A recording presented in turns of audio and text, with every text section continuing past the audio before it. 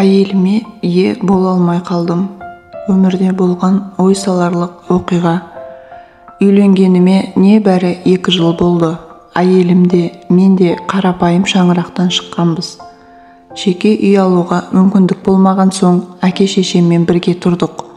Мен ауылдағы орта мектепте мұғаліммін. Әйелім жұмыссыз, ауыл ғой, қайдан жұмыс болсын. Бірақ домбыра, гитараға мықты, тәп-тәуір әншілігі бар еді. Бірде әйелім ауылдағы бір тойда жұрт қолқалаған соң гитарамен ән салып берген. Сол тойда Шымқаладан келген бір келіншек отырған. Сол келіп әйеліме жатты да жабысты. Ауылда қор болып жүрсің, менімен жүр, менің биші қыздарым бар.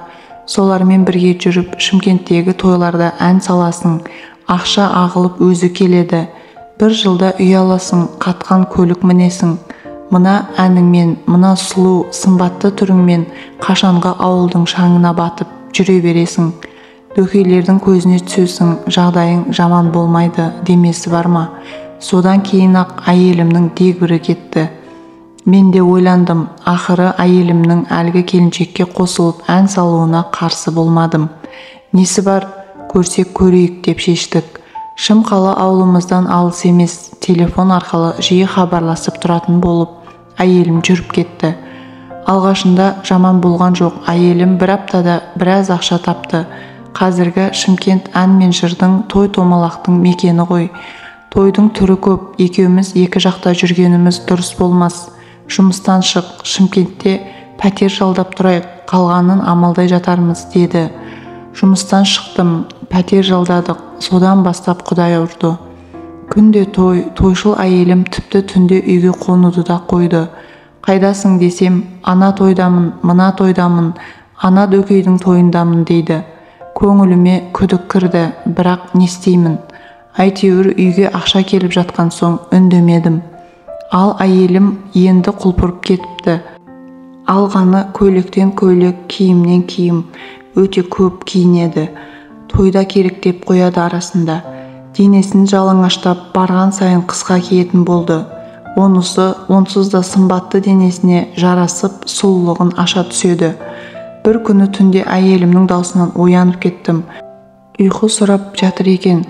Қойыңызшы ағай, күйеуім бар, ят емес пе деп сөйлеп қояды. Жұлқылап оятып алдым. Не деп жатырсың? Ол кім тағы, кімге сөйлеп жатырсың деп түн жарымда айқайға бастым. Сонда ол, ту сен де бір, адамның түсіне не кірмейді, қайдағыны айтпашы деп аунап түсті. Содан бастап тіпті жаман болдым. Әйелім кейде тойлардан таң ата келеді. 1-2 рет дәу қара джиптан түсіп жатқанын көріп қалдым. Өкіндім. Баяғыдай мен мұғалім, әйелім үйде отырғаны әлде қайда жақсы екен. Сол күндерді сағынатын болдым.